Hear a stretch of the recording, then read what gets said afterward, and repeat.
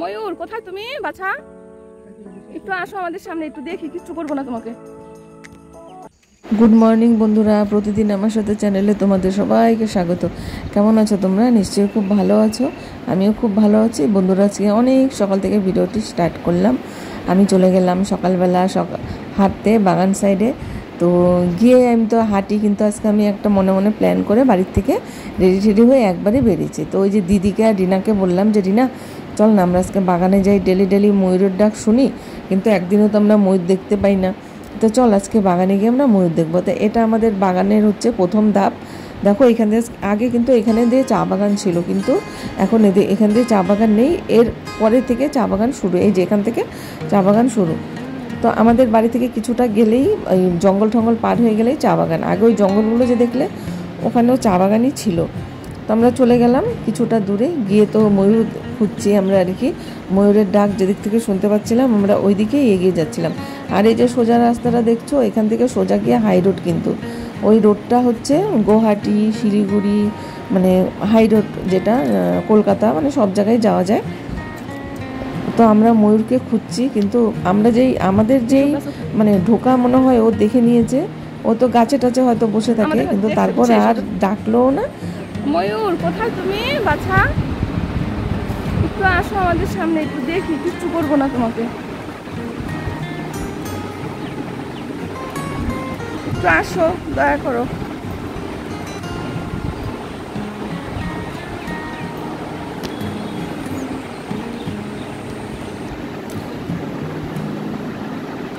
এই বাগানে আমি অনেক বছর পরে আসলাম। একবার গেছিলাম আমি, পিঙ্কি আর রিনা, সেটা অনেক বছর আগে। তখন এই জঙ্গলগুলো ছিল না, একদমই মানে আমাদের পাড়া থেকেই না মানে পুরো বাগানটা দেখা যেত। তো আজকে রিনাকে বললাম, আর রিনা কি জানো তো খুব ভয় পাচ্ছিল। মানে ও ভয় পাচ্ছিল হচ্ছে বাঘের, যেহেতু এখানে শুনেছি সবাই বলতো যে বাঘ বেরোয়। তো যাই হোক, আমি তো একটু ভয় পাচ্ছিলাম না, কিন্তু রিনা খুব ভয় পাচ্ছিল, বলে বাঘ যদি চলে আসে কি করবো আমরা। আর টিনাখারি সবসময় এই কথাটা বলে কিন্তু, যে বাঘ আসলে আমাকে না তোরা হচ্ছে ঠেলে দিবি সামনে, আমাকে খেতে খেতে তোরা দৌড়ে পালাবি, এই কথাটা বলে কিন্তু। যাই হোক, এটা নিয়ে আমরা অনেক হাসাহাসি করি।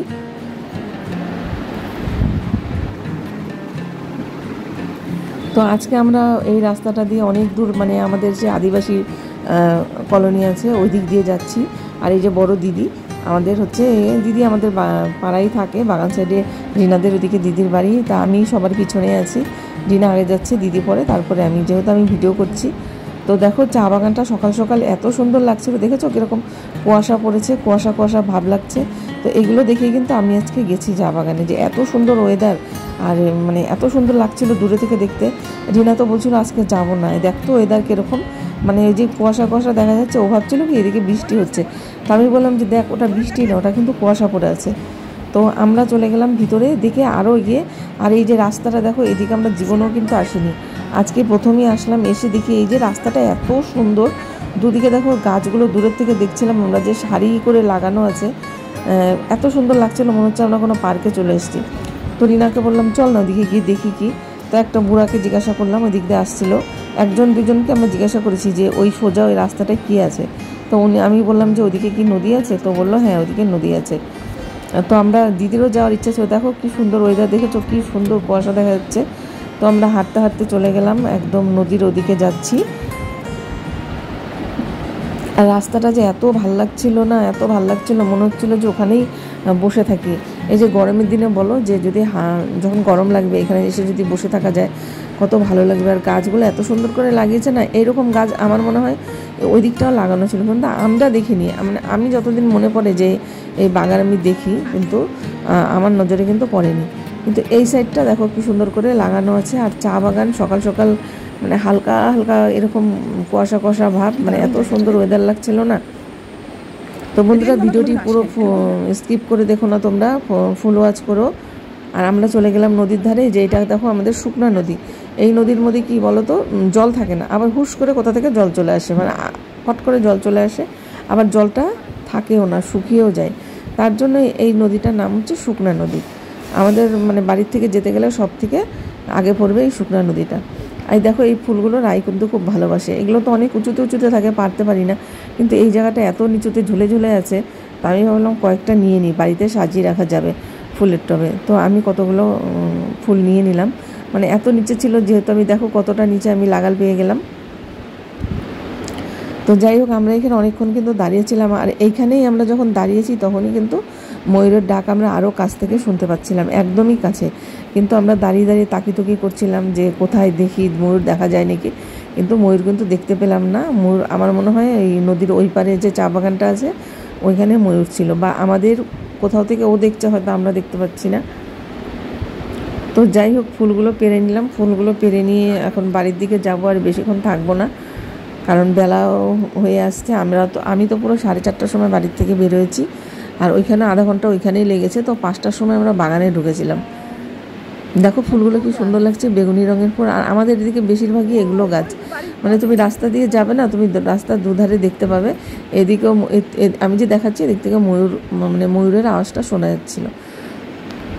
তো এই বাগানে কিন্তু হাতিও আসে, জানো তো। একবার তো যে রিনাদের বাড়ির সামনে হাতি চলে এসেছিলো, তো দিদির কিন্তু খুবই ভালো লাগছিল, দিদি বেশ আমাদের সাথে গেল।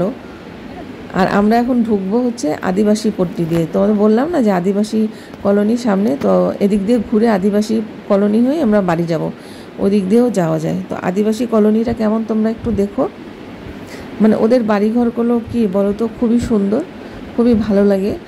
আর পরিষ্কার পরিচ্ছন্ন, ফুল গাছ। আমাদের সব কলোনি থেকে ওদের এদিকে সব ফুল নিতে আসে, অনেক অনেক দেখি ফুল নিয়ে চলে যায়।